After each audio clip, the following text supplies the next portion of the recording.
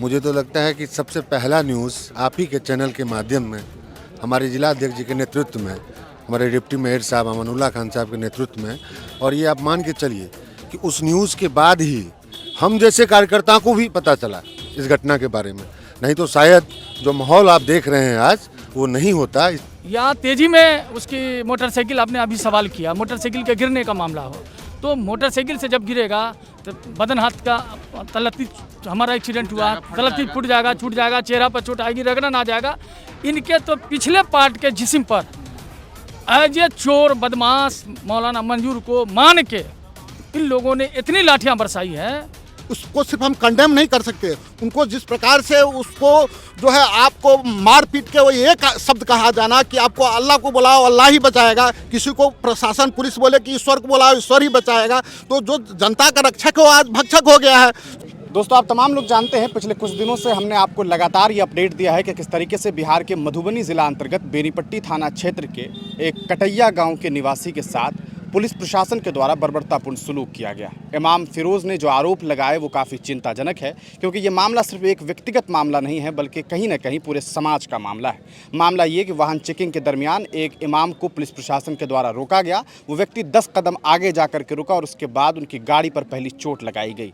सवाल ये किया गया कि सर आपने बाइक पर लाठी क्यों चलाई गई, और उसके बाद थप्पड़ की बरसात और फिर मारते मारते इतनी बेरहमी से मारा गया कि उस इंसान को अस्पताल पहुंचना पड़ा। आपको बता दें कि न सिर्फ सदर अस्पताल बल्कि वहां से उन्हें दरभंगा के अस्पताल में भी एडमिट करना पड़ा। ये पूरा मामला आप तमाम लोग जानते हैं और इसलिए हम इस पूरे मामले को बहुत ज़्यादा आपको बता नहीं रहे हैं। इस पूरे मामले में हम अभी कटैया गांव में मौजूद हैं। यहाँ पर बहुत सारे सामाजिक कार्यकर्ता, नेता, तमाम लोग मौजूद हैं। हम उनसे इस पूरे मामले पर बातचीत करेंगे। लगभग 3:30-4 बजे के आसपास यहाँ पर नेता प्रतिपक्ष तेजस्वी यादव भी पहुँचने वाले हैं। उससे पहले हम आम लोगों से और कुछ बड़े नेता और कार्यकर्ता से बातचीत करना चाहते हैं ताकि उनसे हम जान सकें कि इस पूरे मामले पर वो क्या कुछ सोचते हैं। यहाँ पर बहुत सारे लोग मौजूद हैं, हम बातचीत करते हैं। और सर, अभी आप लोग कटैया में मौजूद हैं, ये जो मामला है किस तरीके से इसे देख रहे हैं और क्या लगता है कि अभी तक जो प्रशासनिक कार्रवाई हुई है, क्या आप तमाम लोग उससे संतुष्ट नज़र आ रहे हैं? सबसे पहले तो हम हिंदुस्तानी मीडिया का धन्यवाद ज्ञापन करते हैं कि उन्होंने बड़ी जोश जज्बा और जुनून दिखा करके इस न्यूज़ को काफ़ी आगे तक फैलाया। सबसे पहले वो जिला कांग्रेस कार्यालय में आकर के हमारे जितने भी और दल के नेता थे उनका साक्षात्कार लिया। उसका प्रभाव यह हुआ कि पूरे बिहार में अपितु पूरे देश में इस न्यूज़ को दिखाया गया और इस न्यूज़ का प्रभाव यह हुआ कि एसपी साहब को इस पे तुरंत कार्रवाई करनी पड़ी। लेकिन ये जो कार्रवाई है वो मेरे ख्याल से, मैं जहाँ तक आपके माध्यम से जितना वीडियो आपका देखा, तो उस हिसाब से कार्रवाई से हम पूरी तरह से संतुष्ट नहीं हैं। ठीक है, फिरोज के साथ जिस प्रकार से बर्बर पुलिस ने दमनात्मक कार्रवाई की वो सिर्फ निंदनीय नहीं था, उसको सिर्फ हम कंडेम नहीं कर सकते। उनको जिस प्रकार से उसको जो है आपको मार पीट के वो एक शब्द कहा जाना कि आपको अल्लाह को बुलाओ अल्लाह ही बचाएगा, किसी को प्रशासन पुलिस बोले कि ईश्वर को बुलाओ ईश्वर ही बचाएगा, तो जो जनता का रक्षक हो आज भक्षक हो गया है। लेकिन जो कार्रवाई सस्पेंशन हुई है वो 2 मुद्दे पे हुई है। एक तो ये कि उनको मतलब उनके परिवार को सूचना नहीं दिया गया, दूसरा कि उनको इलाज नहीं करवाया, हॉस्पिटल नहीं पहुंचाया गया। लेकिन तीसरी जो सबसे बड़ी बात थी, जिस बर्बरतापूर्ण उस फिरोज पर हमला किया गया लाठियों से और जिस प्रकार से अभद्र अमर्यादित भाषा का प्रयोग किया उनके लिए, जिस प्रकार से नफरत फैलाने वाली जो बात होती है समाज में, उस ढंग से अगर पुलिस का प्रशासक, पुलिस का पदाधिकारी ये बात बोले तो ये देश चिंता की विषय है और हम इसकी कंडेम करते हैं। और हम चाहते हैं कि एसपी साहब ने जो कार्रवाई की है, हम सराहना करते हैं उतनी कार्रवाई का, लेकिन पूरी सराहना तब होगी जब उन पे जो लाठी डंडा चला, उनको जो मार लगी है, उस पे एफआईआर किया जाए और ये जांच में आनी चाहिए कि ये पुलिस की डंडा से इनकी जो है घटना स्थल पर जो है इतनी बुरी तरह से घायल हुए और वो अस्पताल गए। ठीक है सर। तो ये हमारे साथ कांग्रेस के जिला अध्यक्ष मनोज मिश्रा जी थे। अभी हमारे साथ अब्दुल है साहब हैं, आरजेडी लीडर हैं, हम इनसे जानते हैं। सर, ये जो मामला सामने आया है, क्या आपको लगता है क्योंकि जो इल्ज़ामात लगाए गए हैं, मुल्ला कहा गया, आतंकी कहा गया, ऐसा लगता है कि एक ख़ास मजहब, एक कौम को टारगेट करने की कोशिश की गई? क्या आपको लगता है कि एक मुसलमान होने की वजह से इमाम साहब के साथ ऐसी बर्बरता की गई? देखिए, जिस वक्त ये हादसा हुआ, ये मामूली बात थी। गाड़ी चेक कर रहे थे ये लोग और गाड़ी के जो कागजात होते हैं बग़ैर मांगे हुए नफ़रत के अंदाज में वो दाढ़ी और टोपी देख करके जो एक अटैक होता है वैसा अटैक किया गया। जो प्लेस पे ये मामला हुआ मोहम्मदपुर में, वहाँ 2 पुलिस वाले पकड़ के जितनी लाठी मारे, उसके बाद सेफ्टी होती है जब लोग थाने पे आते हैं, कितने बड़े मुजरिम होते हैं। लेकिन थाने पे आने के बाद डीएसपी के मौजूदगी में जो हरकत की गई है, आतंकवादी और धर्म का नाम लेते हुए ये किया, यह नफ़रत की साजिश की पूरी बू आती है। और आज फिरोज़ साहब जो मस्जिद के इमाम हैं, पूरे बेनीपट्टी, पूरे मधुबनी के लोगों के आंख से आंसू ये आ रहा है कि ये इतने इनोसेंट, इतने शरीफ आदमी हैं कि बग़ैर किसी ज़ात धर्म के हर लोगों के आंख से आंसू है। जो आज इनकी शक्ल देखी जा रही है, पूरा बदन इनका बेकार हो चुका है। और ऐसी हालत में जो डीएसपी का नेचर देखा गया है, उस नेचर में ये था कि अगर दिन का माहौल नहीं होता तो आतंकवादी कह के रात में इनकाउंटर करके इनका मर्डर कर दिया जाता। इस वजह से पूरे मधुबनी की आवाम, पूरे बिहार को ये लगता है कि एनकाउंटर किया जा सकता है। जी, अगर रात होता तो इनकाउंटर करके इनको आतंकवादी घोषित कर दिया जाता। ऐसी हालत में हम तमाम लोगों का मांग है कि इस डीएसपी पर एफआईआर करके 307 का दफ़ा लगा करके जेल के सलाख में बंद किया जाए, तब ये मजलूम आदमी के साथ जो ज़्यादती हुई है इंसाफ मिलेगा और ये इलाके के लोगों को राहत मिलेगी। अभी जो हम लोग यहाँ कटैया गांव में मौजूद हैं, जब उनकी शक्ल देखेंगे, उनकी बॉडी देखेंगे तो कभी इस्तेमाल में आने के लायक नहीं है। ऐसी हालत में सरकार से मांग करते हैं, बिला कसूर जो इनके साथ ज़्यादती हुई है उसमें उस सेहत और मजबूर कर देने की हालत में 15 लाख रुपया इनको मुआवजा दिया जाए, ताकि इनके बच्चे परवरिश पा सकें और सही इलाज हो सके।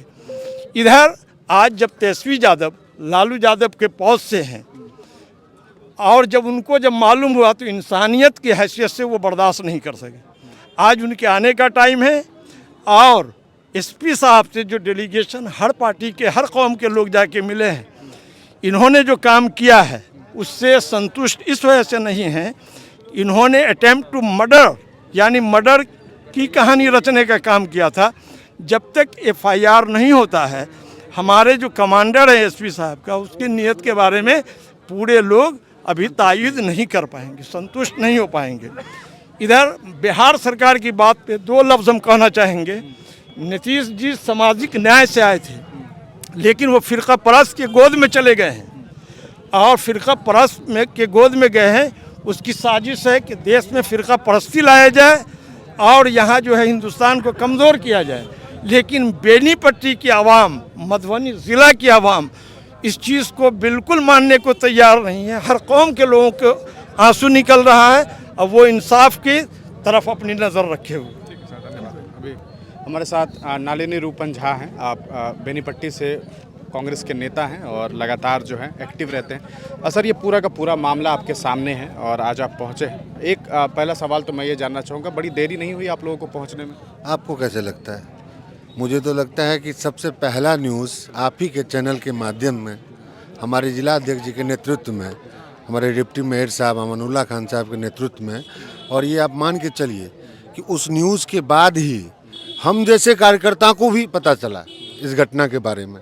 नहीं तो शायद जो माहौल आप देख रहे हैं आज वो नहीं होता। इसलिए सबसे पहले तो हम आपके चैनल के माध्यम से आपको धन्यवाद देना चाहते हैं। ये जो घटना सामने आई है, क्या आपको लग रहा है कि एक नई ट्रेंड की शुरुआत जो है वो बिहार में शुरू कर दी गई है? क्योंकि इस तरह के मामला पहले नहीं आते और ख़ास करके मधुबनी ज़िला इस तरह का मामला नहीं देख रहा था, और ये एक ऐसी घटना सामने आई है जिसकी वजह से ऐसा लग रहा है कि फिर एक बार जो है फसादात की जो है वो शुरुआत इस एरिया में शुरू हो रही है। देखिए, वैसे तो पूरे बिहार का प्रशासन शराब माफियाओं से मिल करके शराब से पैसा वसूली में लगे हुए हैं।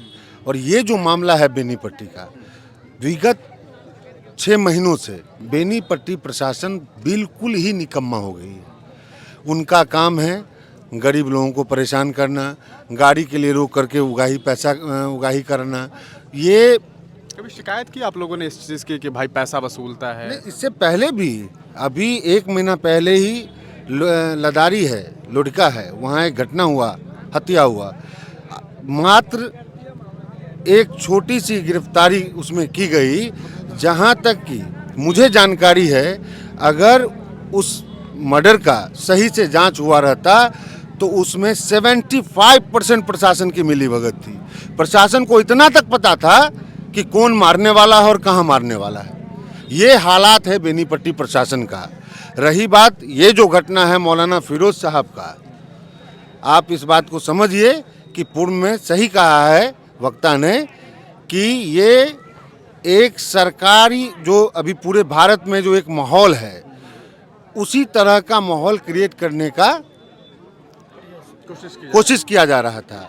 और अगर ये दिन का समय नहीं होता और इस जो घटना हुई उसको तुरंत लोगों ने नहीं देखा होता तो निश्चित तौर पे इस बात को आप गांठ बांध लीजिए कि ये बहुत बड़ा घटना आपके और हमारे नज़र में होता, जो सिर्फ इसलिए बच गया वो घटना होने से कि लोगों ने उस घटना को देख लिया। यहाँ की जो प्रशासन है वो इतनी बड़ी निकम्मी है, आप इस बात से समझ सकते हैं कि इंसानियत कम से कम इतनी तो होनी चाहिए कि जब वो गिर गए इन लोगों के लाठी चार्ज के बाद, मारने के बाद, तो इतना इंसानियत प्रशासन में नहीं बचा कि उनको अस्पताल तक ले जाया जाए। उसको तो छोड़िए, कम से कम उनके घर वालों को भी सूचित कर दिया जाए, इतना इंसानियत नहीं बचा हुआ है। हम आपके चैनल के माध्यम से बेनीपट्टी प्रशासन को कहना चाहते हैं, कान खोल के सुन ले, इंडिया गठबंधन और कांग्रेस के लोग यहाँ ईंट से ईंट बजा देंगे अगर एसपी के द्वारा, मधुबनी एसपी के द्वारा टीम गठित करके, एक तो सबसे पहले इसमें 4 डीएसपी का एक टीम बने जिसमें कि जिला के जितने भी पार्टी के जिला अध्यक्ष हैं या बड़े नेता हैं उस टीम में उनके एक एक मेंबर को रखा जाए और इसकी जांच पड़ताल उनके देखरेख में किया जाए। उसके बाद जो दोषी पुलिस वाला है उस पर एफआईआर किया जाए और परमानेंटली उसके नौकरी को ख़त्म किया जाए। नहीं तो इंडिया गठबंधन के लोग, कांग्रेस के लोग थाना घेराव करेंगे और ईंट से ईंट बजा देंगे, जिसका जवाब मधुबनी एसपी को देना पड़ेगा। तो ये हमारे साथ जो हैं वो नलिनी रंजन थे, नेता हैं, इन्होंने बड़ा जवाब दिया। मैं एक सवाल आप चारों में से किसी एक से जानना चाहूँगा, आप में से कभी किसी का एक्सीडेंट हुआ है, कभी बाइक वगैरह से कभी आप लोग गिरे हैं या 4 व्हीलर से कभी गिरे हैं या किसी को देखा है गिरते हुए? नहीं, बिल्कुल देखा, क्यों नहीं देखा, सैकड़ों लोगों को देखा है, सैकड़ों लोगों का मदद किया हमने। चोट देखी है कभी इस तरह की कि बाइक से गिरने से? हमने तो आपको कह दिया ना, ये महज एक खाना पूर्ति है प्रशासन को बचाने का। बाइक की चोट नहीं हो सकती नहीं, किसी भी हालात में नहीं है। मैंने कहा ना, दूध का दूध और पानी का पानी हो जाएगा।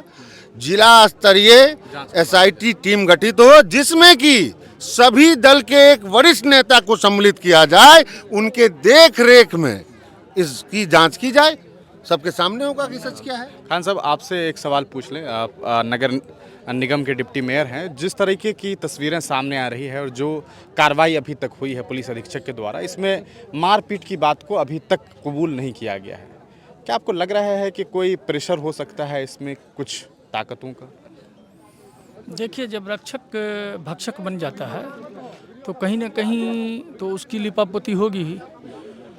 जो बेनीपट्टी में अभी हम कटैया में आए हैं, आने से क्रम में जो पता चला कि बेनीपट्टी में अनेकों वारदात बेनीपट्टी के पुलिस के द्वारा कभी भी निष्पक्ष काम नहीं किया गया, जनता का दिल नहीं जीता गया।